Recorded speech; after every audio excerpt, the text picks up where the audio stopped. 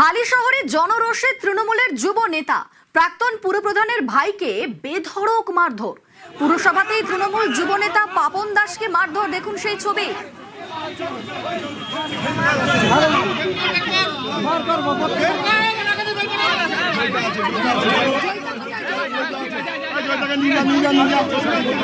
হালি শহরে জনরোষে তৃণমূলের যুব নেতা প্রাক্তন পুরপ্রধানের ভাই, তাকে ধরে বেধড়ক মারধর। পুরসভাতেই তৃণমূল যুব নেতা পাপন দাসকে মারধর। আক্রান্ত যুব নেতা হালি শহর পুরসভার কর্মী। আমাদের সঙ্গে অরুণ প্রতিনিধি রয়েছেন। অরুণ, ওই তৃণমূলের যুব নেতা পাপন দাস সে কিন্তু পৌরসভা হালিশহর পৌরসভায় কাজও করে।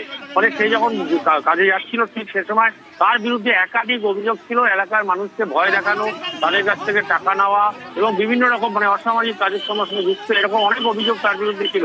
আজকে একদম এলাকার মানুষ এতটাই ক্ষিপ্ত ছিল, তাকে হাতের সামনে পেয়ে যায়। তাকে কিন্তু পৌরসভার মধ্যেই বেধড়ক মারধর করা হয়। কোনো রকম এতটাই মারধর, জনরোষ ক্ষিপ্ত হয়ে পুরুষ মহিলা সবাই মিলে কিন্তু তার উপর চড়াও হয়। এরপর খবর পেয়ে ঘটনাস্থলে বিষ্ণু থানার পুলিশ এসে কোনো রকমে তাকে উদ্ধার করে সেখান থেকে নিয়ে যায়। এই যে জনরোষ, মানুষের ক্ষোভ, এই দীর্ঘদিনের ক্ষোভ তার প্রতি ছিল, তাকে আজকে প্রথম পায়, সেই তাকে কিন্তু এইভাবে তার উপর চড়াও হয় এলাকাবাসী। বেশ, ধন্যবাদ।